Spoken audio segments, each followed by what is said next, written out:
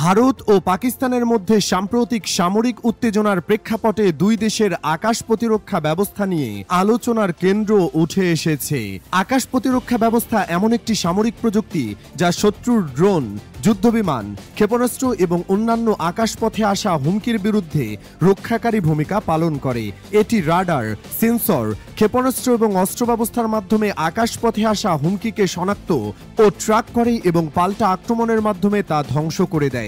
এর মূল উদ্দেশ্য হল দেশের বেসামরিক এলাকা, সামরিক ঘাঁটি এবং গুরুত্বপূর্ণ অবকাঠামো রক্ষা করা। আকাশ প্রতিরক্ষা ব্যবস্থা সাধারণত 4টি ধাপে কাজ করে।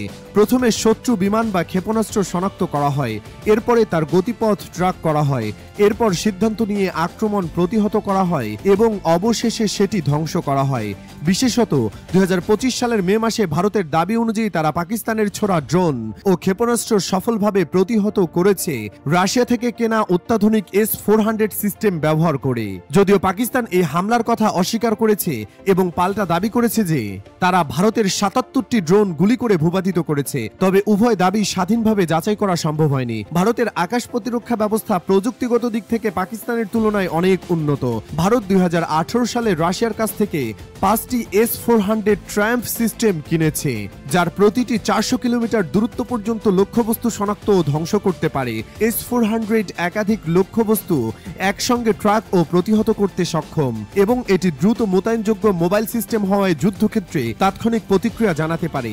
এর পাশাপাশি ভারতের প্রতিরক্ষা ব্যবস্থা ইসরায়েলি বারাক 8, দেশীয় আকাশ মিসাইল, স্পাইডার এবং ইগলার মতো সিস্টেম যুক্ত রয়েছে, যা স্বল্প ও মাঝারি পাল্লার হুমকি মোকাবেলায় কার্যকর। অন্যদিকে পাকিস্তানের আকাশ প্রতিরক্ষা ব্যবস্থার প্রধান ভরসা হল চীনের তৈরি HQ-9 সিস্টেম, যার সর্বোচ্চ পাল্লা 300 কিলোমিটার। এটি রাডার ও সেন্সর প্রযুক্তির দিক থেকে S-400 এর চেয়ে তুলনামূলক পিছিয়ে।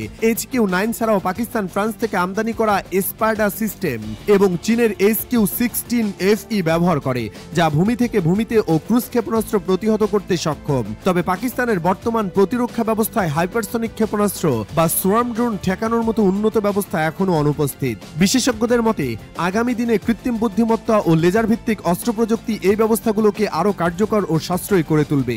বর্তমানে যেটা স্পষ্ট তা হলো ভারত ও পাকিস্তান উভয় দেশের আকাশ প্রতিরক্ষা ব্যবস্থা শক্তিশালী হলেও প্রযুক্তির দিক থেকে ভারত কিছুটা এগিয়ে রয়েছে এবং যুদ্ধক্ষেত্রে তা কার্যকরভাবে প্রয়োগের অভিজ্ঞতাও ভারতের বেশি।